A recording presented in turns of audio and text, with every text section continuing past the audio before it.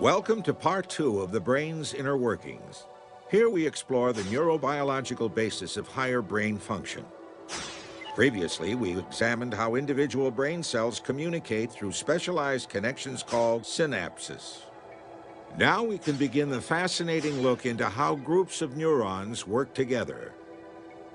Interconnected groups of neurons in the brain are responsible for higher order thinking and complex behavior.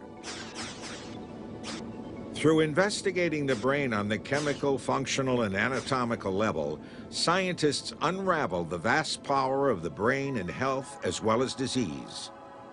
Neurotransmitters are chemicals that give rise to our everyday life, our actions, our moods, and our behaviors.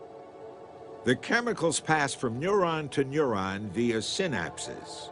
Within the synapse, the glucose metabolism of the mitochondria and the electrical impulse of the action potential cause the vacuoles to intersect with the cellular wall and release neurotransmitters between junction membranes. Different functions and behaviors are localized in certain brain regions. Using this knowledge, the brain's many different mental functions can be broken down into more easily approachable elements. By looking at these smaller parts of brain regions and activities, a more comprehensive understanding of overall brain function can be built.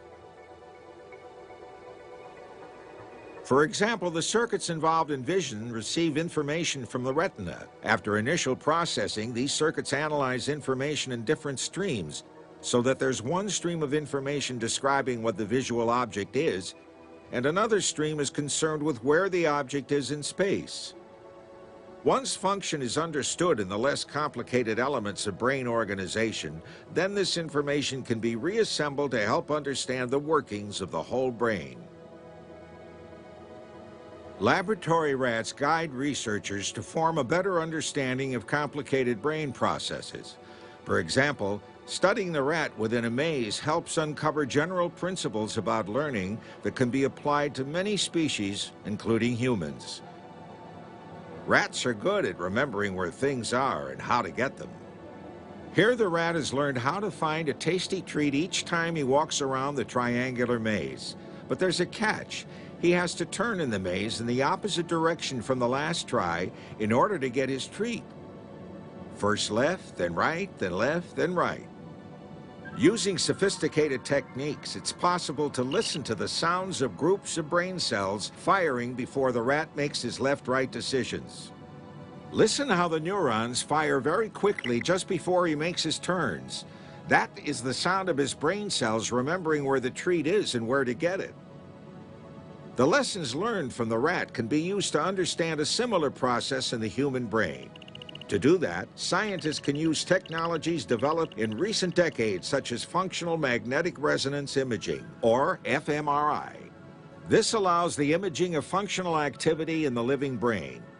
The fMRI machine makes it possible to take pictures of activity within a living brain.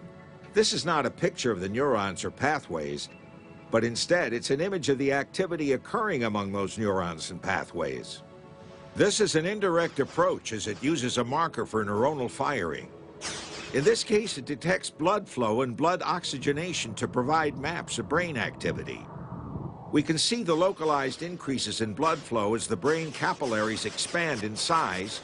Blood flows more rapidly through a larger tube.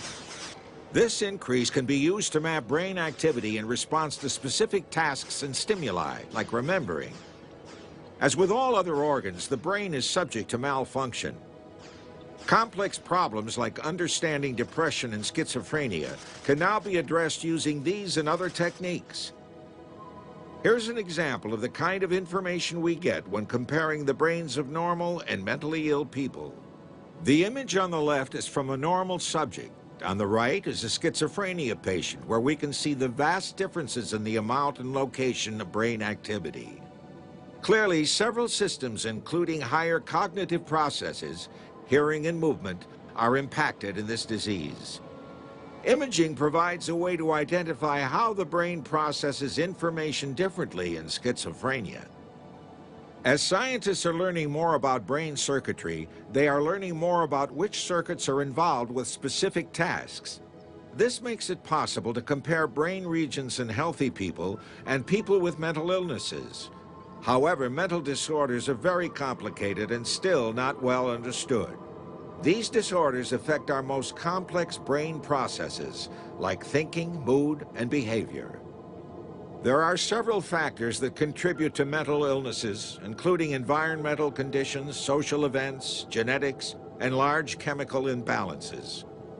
What is clear is that mental illnesses are as devastating as any physical illness. Ultimately, basic and clinical research will unlock the mysteries of mental illnesses.